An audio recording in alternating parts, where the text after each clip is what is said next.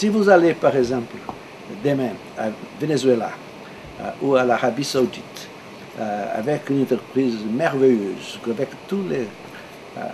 la technologie la plus moderne du monde, et vous avez obtenu aussi des ouvriers, des techniciens très compétents pour cela, etc.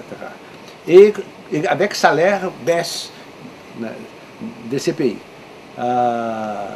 Après quelques mois, vous êtes en faillite. Pourquoi? Parce que le taux d'échange est absolument surévalué, de telle manière que est beaucoup plus profitable importer les produits que vous essayez de produire dans ces pays que les faire dans les pays. Ça, c'est la maladie hollandaise. C'est une faillite de marché très importante, très grave, qui est propre des pays producteurs de pétrole, mais pas seulement là. Ça. Aussi des pays comme le Brésil qui ont du soja ou qui ont du café ont aussi une maladie hollandaise, moins grave. Et aussi ont une maladie hollandaise les pays qui ont salaire à bon marché, comme la Chine. La Chine a une maladie hollandaise. Si la Chine laissait les taux de change se déterminer par le marché, il certainement s'y apprécierait fortement les 20 ou 30% que les Américains veulent, ou les Européens veulent que l'UA s'apprécie. Mais s'ils font ça, qu'est-ce qui va arriver? Ils vont être capables d'exporter des produits très simples technologiquement, comme les jouets ou les textiles. Et toutes les exportations beaucoup plus sophistiquées et qui ont un salaire moyen beaucoup plus haut ne seraient pas compétitives en Chine. C'est pour cela qu'ils font cette intervention dans les marchés. C'est important de dire aussi que pour qu'il y ait maladie hollandaise dans un pays comme la Chine, il faut que l'écart salarial soit bien plus grand là qu'à l'Europe, par exemple. Comment on guérit la maladie hollandaise? On guérit la maladie hollandaise fondamentalement faisant que les taux d'échange courants, qui équilibrent la pente courante intertemporellement, soient faits égal au taux d'échange d'équilibre industriel. Les taux d'échange qui tournent viables les industries qui utilisent technologie dans l'état d'art. Pour faire cela, il faut faire un impôt ou une rétention du valeur de cette différence.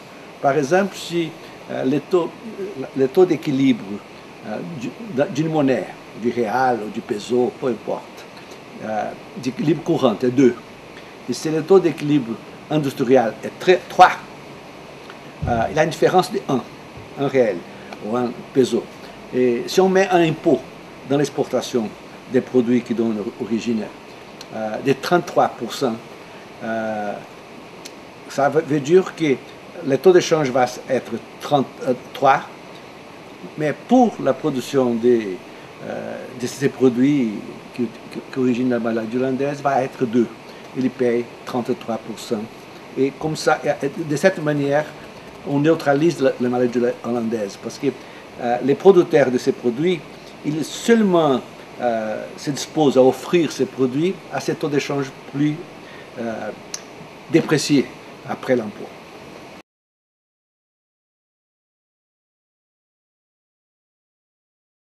Regarde, dans ce livre, une chose qui est aussi, je crois, fortement originelle, c'est de faire une critique très forte de l'idée que les pays en développement ont besoin de finances externes pour se développer.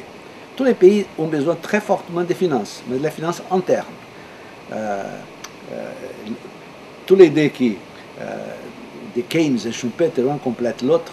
Keynes disait que c'est l'investissement qui détermine l'épargne. Et Schumpeter disait que l'entrepreneur n'a pas besoin de capital ou d'épargne pour investir, il a besoin de crédit.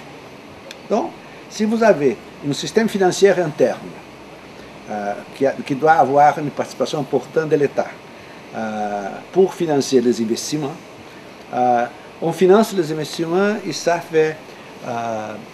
augmente le taux d'investissement, et ça augmente le taux d'épargne du pays, et ça augmente le taux de croissance du pays. Si